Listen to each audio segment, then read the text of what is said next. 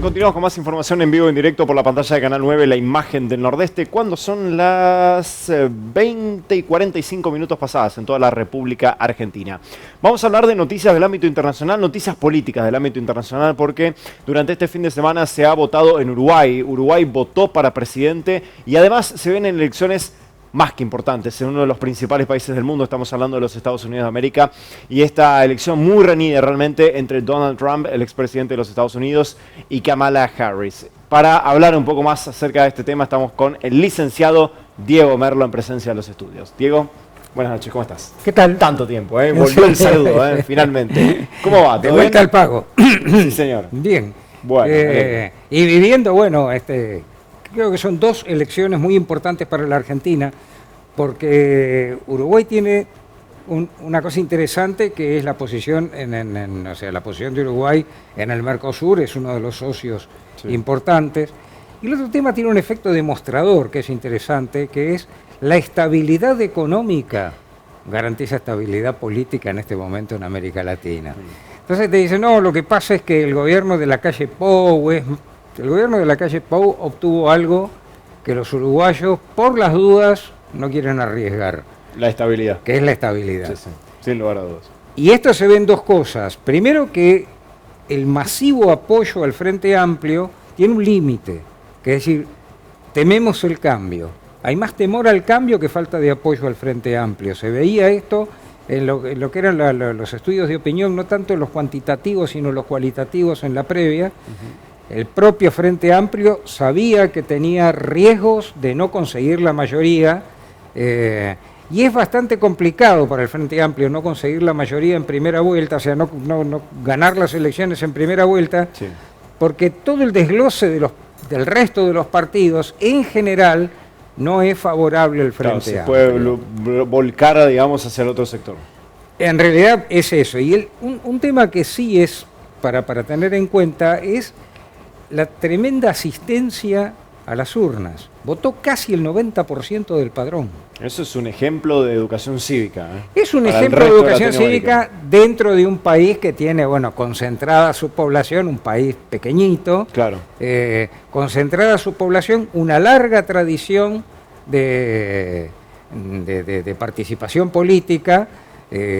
Uruguay tiene esto desde siempre. Pues en algún momento se lo llamaba la Suiza americana, ¿no? Llegó a tener un gobierno colegiado como la Confederación Helvética, en fin, tiene una gran cultura cívica, y en este caso lo que había era una voluntad, un empeño de mantener las cosas, a punto tal de que junto con la primera vuelta electoral, de la cual se votaron tres instancias importantes. Una es la instancia ejecutiva, que va al balotaje el próximo 24 de noviembre, y donde, para cerrar el tema, donde ahí hay un enfrentamiento que hoy es un empate o ligeramente volcado hacia el oficialismo, digamos, en contra del Frente Amplio. El Frente Amplio sacó aproximadamente el 44% de los votos, creo que unas décimas menos. Delgado, que es el partido nacional, sacó 27 puntos, pero Ojeda, que era el viejo Partido Colorado, tradicionalmente era la gran cosa, sacó 16 puntos, y los partidos pequeños sacaron en torno al 4%. De modo que a los votos del oponente, de Delgado, hay que sumarle más o menos 20 puntos, que son casi seguros votos de lo que hoy sigue siendo el oficialismo en Uruguay. Por lo tanto, en este momento estarían en algo así como 46, 47 a 44. ¿Qué tiene que hacer el Frente Amplio? Tiene que salir a buscar básicamente a los que no votaron. Claro. Que es poca gente, solamente el 10%. Un 10%, una brecha muy corta le queda. Y si no, tratar de entusiasmar a algunos, digamos, desorientados. Que es muy poco probable que eso pase, Diego. Es muy poco probable porque le hace más fácil empezar a seducir a los que no votaron al resto de los partidos. Sí, porque por otra parte es voto muy jugado, un voto muy decidido, el voto que fue para los otros partidos. Claro. El que queda tercer partido es que es Ojeda, que es el del Partido Colorado, es el que trataba de emular a Milei y cosas por el estilo. Delgado es un profesional, un hombre de larga trayectoria, actualmente es el secretario de la presidencia, Claro. Con Lacalle Pou, y Lacalle Pou era, la figura política que llegaba con más prestigio a estas elecciones.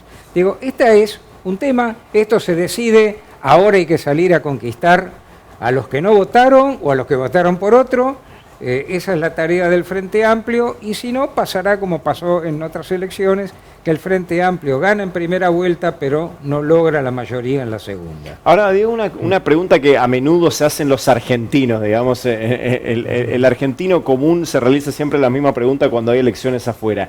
¿Qué le conviene a nuestro país?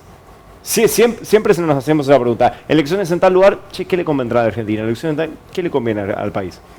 Mira, en este momento yo creo que están los que dicen que Delgado sería un candidato más próximo a la Argentina, porque bueno, tendría, digamos, menos diferencias con el gobierno nacional actual. Yo creo dos cosas. La primera es que habría una competencia, sobre todo en el tema financiero. Uh-huh. Uruguay no va a ceder cierta primacía financiera. Me parece que si yo fuese Caputo estaría deseando que gane. Creo que Caputo no lo debe estar deseando, pero me parece que es un tema, porque es competencia básicamente. Claro. Si gana el Frente Amplio, obviamente va a haber un acercamiento más a la línea Lula que a la línea Buenos Aires. Claro, Uruguay va a empezar a mirar más para el norte que para su costado. Creo que ese sería el tema, ¿no? Este es el primer tema. El segundo tema que es interesante para aprender del Uruguay es este tema de los plebiscitos.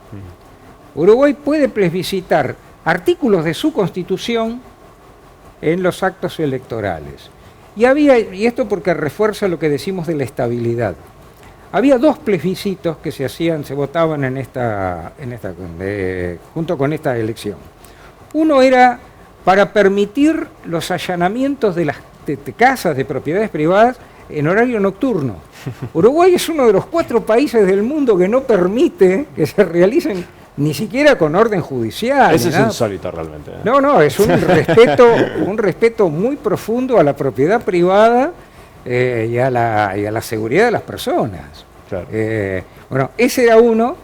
Y el otro era modificar la ley previsional, básicamente retrotraer lo que eran las AFJP nuestras, ese sistema ya, y bajar la edad jubilatoria. Y elevar la jubilación y las pensiones mínimas al salario mínimo, o sea, poner todos en la misma línea. El de los allanamientos nocturnos no consiguió la mayoría que necesitaba, y no consiguió la mayoría que necesitaba, por lo tanto sigue sin poder haber aprobación. No hay allanamientos nocturnos. O sea, investigaciones va a seguir trabajando de día, digamos. Y de noche verá cómo trabaja. Digo, y acá hay una cosa que es interesante, el sistema previsional. No se votó a favor de la eliminación del sistema. Claro. Aunque tenía ventajas, obviamente, para todos los pensionados, los jubilados, ¿no? Y los que tienen expectativa de serlo y demás, no se votó. Claro. Digo que son cosas interesantes. Esto también se votó ayer, junto con la Cámara de Diputados y la Cámara de Senadores, donde seguramente va a haber mayoría. No creo que lleguen a mayoría suficiente, digamos, como para tener quórum propio el Frente Amplio, pero sí vuelve a tener mayoría en ambas cámaras. Claro. Bueno, 24 de noviembre, entonces el balotaje allí en la República Oriental del Uruguay. Miremos para el norte, un poco bastante más para el norte, Diego. Se viene el supermartes entre Donald Trump, el expresidente de los Estados Unidos, y Kamala Harris. La verdad que bastante parejo a parejo, bastante cabeza a cabeza viene por el momento el tema, ¿no? Hacía tiempo que no se tenía una elección tan pareja en los Estados Unidos. Si bien hubo elecciones, que recordemos que Bush hijo le gana a Al Gore, ahí, con una decisión judicial que permite dar vuelta a un resultado en la Florida, etcétera. Sí. Y después sí pasa una cosa que hay que tener en cuenta, y seguramente lo charlamos antes del próximo martes. Dale. Que es el tema de el colegio electoral, el rol del colegio electoral. No es la primera vez que en los Estados Unidos el voto popular, como le dicen ellos, elige a un candidato y el colegio electoral elige a otro. Esto pasa porque cada estado, los 50 estados, claro, eligen un número determinado, está determinado por la cantidad de población. La cantidad de población, un número determinado de miembros del colegio electoral. Pero ¿cuál es el tema? La mayoría de los estados asigna ese número de congresales o de miembros del colegio electoral por lista completa. Entonces el que gana por un voto se lleva a todos los miembros. Sí. Con lo cual no están representadas las minorías, y esto que hace que no hay proporcionalidad en el colegio electoral con respecto a lo que fue la proporción en el voto popular. Claro. Lo cual puede hacer que alguien gane una elección, pero luego en el colegio electoral no tenga el suficiente número de representantes. Totalmente. Esto puede llegar a pasar, más o menos hay dos cosas interesantes en esto. Uno es el voto por anticipado, que se puede hacer en los Estados Unidos en buena parte la gran mayoría de los estados, sí, que ya se está haciendo, de hecho. Se puede ir y votar personalmente, desde 10 días antes más o menos, sí, o se puede mandar por correo también. Claro. Y en algunos hasta se puede votar por la computadora. Sí, sí, vía mail también se puede votar. Vía mail, sí, etcétera. Digo, esto es llamativo porque ya votó de esta manera 35 millones de personas. Tengamos en cuenta que están habilitados para votar unos 240 millones, un poquito menos, 238 millones, una cosa así. Bueno, 35 millones de personas ya votaron. Claro. Y se estima que en estos días van a votar muchas más de esta forma. Ese es el primer tema. El segundo tema es cómo fue subiendo el clima de la campaña. Sí, totalmente. Donde de decirse cosas, sobre todo Kamala Harris, que tiene también una gran experiencia en esto de ser incisiva y demás. Sí. No nos olvidemos que fue fiscal general de un estado, etcétera. Sin embargo, bueno, ya terminaron. Hoy, básicamente, el tema está en que Trump le dice que es marxista y ella le dice que es fascista. Sí.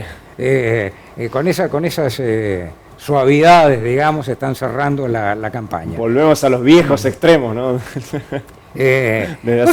Cosa que no es rara en la historia de los Estados Unidos, donde se daban con todo en las campañas. Claro, sí. Después empezó un poco más la fineza, pero digamos, hay alguna tradición en esto. Tradición, bueno, por ejemplo, en el estado de Texas se puede votar con la licencia para portar armas. Sí. Particularidades que tiene cada estado. Cada estado, exacto. Y el otro tema, hablando de los estados, es que básicamente se están concentrando en 7 estados que se llaman los swing states, que son los estados cambiantes. Claro. Los que en una elección votan a unos, en otro votan a otro.